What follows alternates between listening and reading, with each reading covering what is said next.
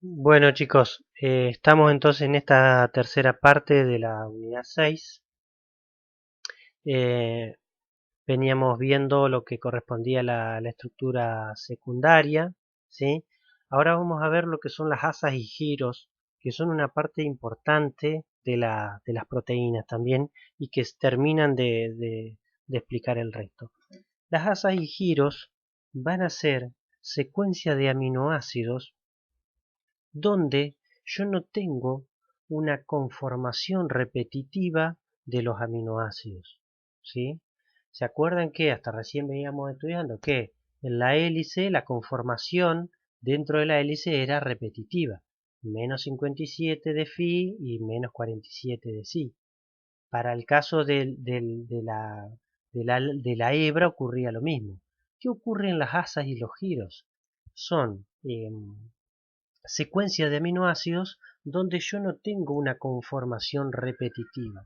Y casualmente al no tener una conformación repetitiva es que le da esta forma a los modelos moleculares, que es la unión básicamente entre las estructuras de hélice y de alfa,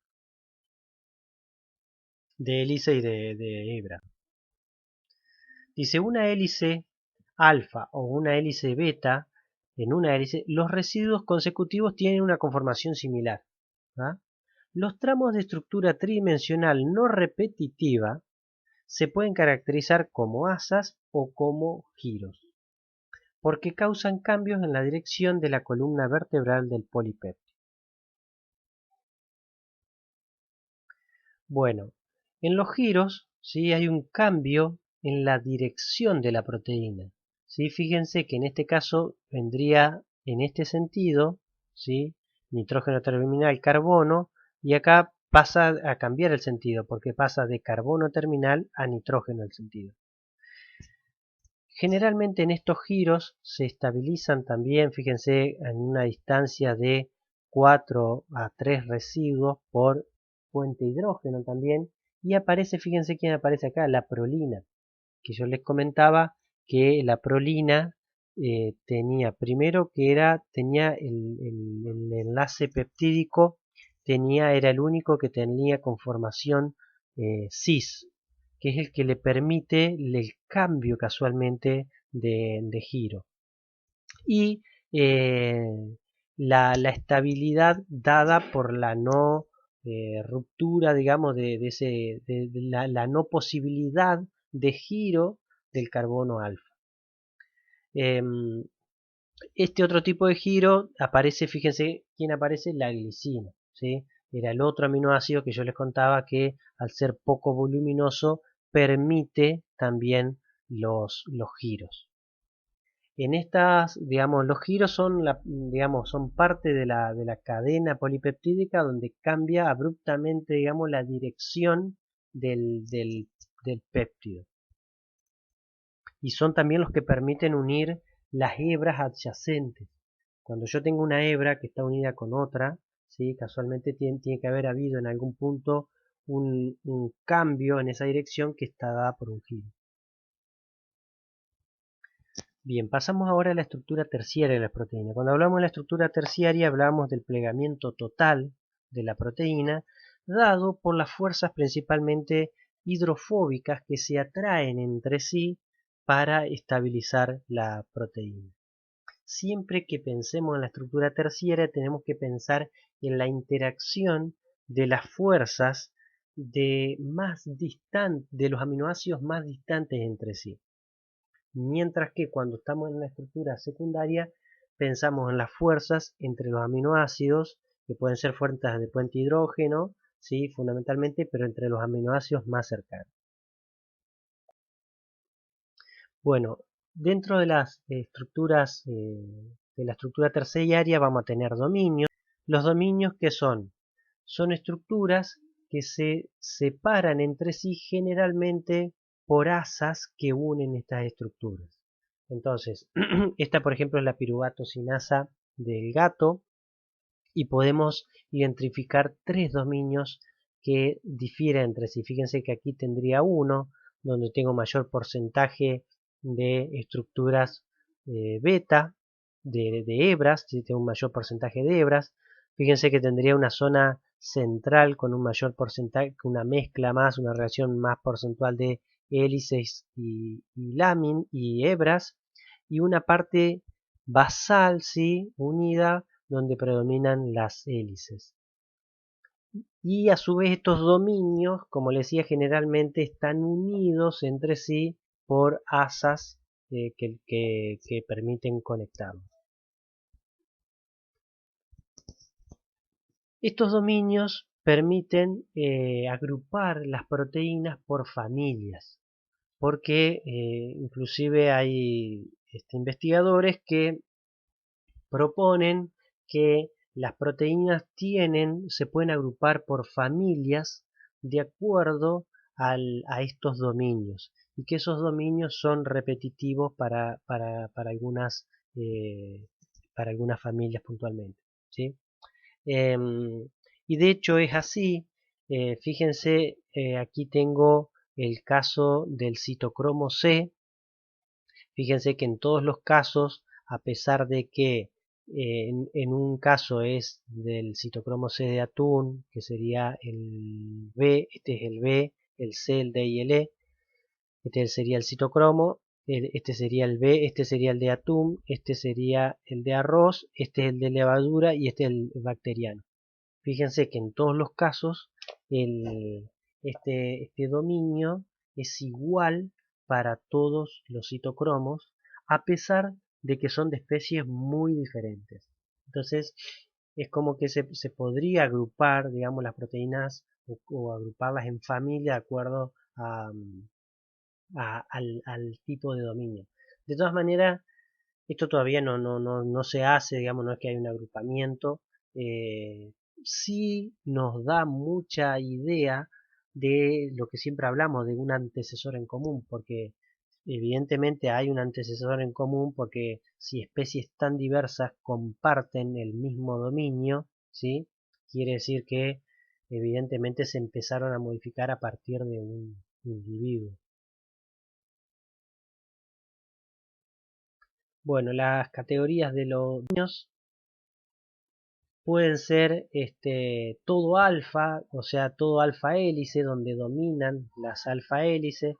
Pueden ser que sean todos láminas beta, o sea, dominados por la beta, ¿sí? Estos dominios, o pueden ser que sean una mezcla, ¿sí? Tal cual como yo se las mostré en la deshidrogenasa, piruvato deshidrogenasa del gato.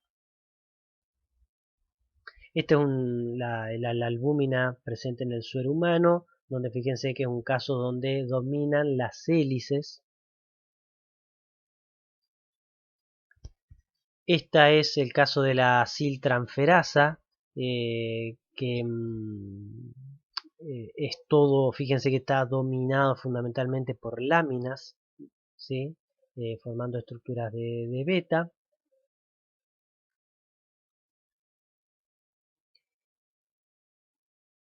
En las enzimas multifuncionales, cada actividad catalítica puede estar asociada con uno o varios dominios presentes en una sola cadena polipeptídica. Bueno, este es un punto importante también. Generalmente estos dominios tienen asociado una actividad catalítica. Y en el caso de las enzimas polifuncionales, que vamos a ver más adelante, donde el producto de una catálisis es el sustrato de la próxima, es muy común que eso ocurra en dominios diferentes. Bueno, respecto a la estructura cuaternaria, como les decía anteriormente, nos referimos a la unión de más de un polipéptido para formar la estructura de la proteína. Un método, fíjense, un método taquigráfico común para escribir las proteínas oligoméricas es usar las letras griegas para identificar el tipo de subunidades y los subíndices numéricos para identificar la cantidad de subunidades. ¿Tá? Entonces, por ejemplo, yo puedo tener una alfa 2 beta y beta gamma, digamos. ¿Qué quiere decir? Que tengo dos subunidades alfa y una beta y una subunidad gamma. O sea, alfa es una cadena polipeptídica de las cuales hay dos iguales, beta es otra cadena polipeptídica y gamma es otra cadena polipeptídica. Esto ocurre mucho, por ejemplo, las ATPasa que vamos a estudiar tienen tres unidades repetitivas, serían alfa 3 y beta 3. O sea, tienen dos péptidos diferentes que a su vez tienen tres unidades repetitivas de cada uno. La, Además de que digamos, en el caso de la estructura cuaternaria, en muchos casos la catálisis de la enzima se da en la unión entre las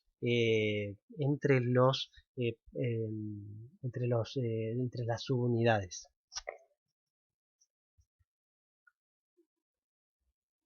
Bueno, los oligómeros suelen ser más estables que sus unidades disociadas, lo que parece indicar que la estructura cuaternaria prolonga la duración in vivo de una proteína, ¿sí? El segundo punto es muy interesante. Fíjense, dice, los sitios activos de algunas enzimas oligoméricas se forman con residuos procedentes de cadenas polipeptídicas adyacentes. ¿Tá? En muchos casos ocurre esto de el sitio activo se comparte entre las cadenas polipeptídicas que forman. Y el otro punto importante es el 3. Dice, las estructuras tridimensionales de muchas proteínas oligoméricas cambian cuando éstas se unen con ligandos. Tanto la estructura terciaria de las subunidades como las cuaternarias se pueden alterar. Algunos cambios son elementos claves en la regulación de la actividad biológica para ciertas proteínas oligoméricas. Sí, este es el caso, por ejemplo, de la de la ay, no sale el nombre de la enzima, pero es la enzima que cataliza la condensación del ácido oxálico con el acetilcoenzima A. Ahora se me fue pero bueno, es un caso, digamos, donde cuando sí o sí necesita la unión del o sea, la unión del ácido oxálico hace que cambie la conformación de la enzima y ahí, a partir de ahí, se une el grupo acetilo a la enzima para que se produzca la reacción de condensación. Y el último punto, que también es importante, dice, proteínas diferentes pueden compartir las mismas subunidades. Dice, como muchas subunidades desempeñan función definida, como por ejemplo la unión con el ligando, la evolución ha favorecido la selección de diferentes combinaciones de subunidades para efectuar funciones relacionadas. Dicha elección es más eficiente que la selección de una proteína monomérica totalmente nueva que duplique parte de la función. A ver si podemos explicar esto que es muy interesante. Como parte, o sea, yo puedo tener enzimas que catalicen reacciones diferentes, pero parte de la enzima es igual a otra, ¿sí? Entonces, en muchos casos yo tengo diferentes enzimas, pero algunas de esas cadenas polipeptídicas, o sea, algunas subunidades son las mismas para diferentes enzimas. ¿Sí? O sea, comparten subunidades, mismas subunidades, ¿sí? Porque esto, en el caso de algunas enzimas, tienen la misma característica, que tienen que formar la misma hendidura o se tienen que unir a sustratos parecidos, etcétera. Y esto es muy interesante por lo que dice ahí, por el tema de la duplicación de la secuencia del ADN, ¿sí?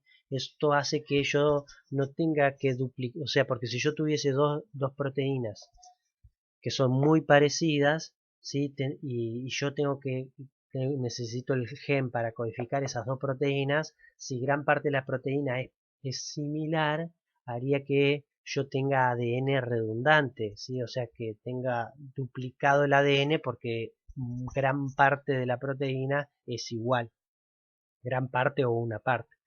Entonces, bueno, esto es interesante desde ese punto de vista, que evita que se duplique la información o la codificación por parte del ADN.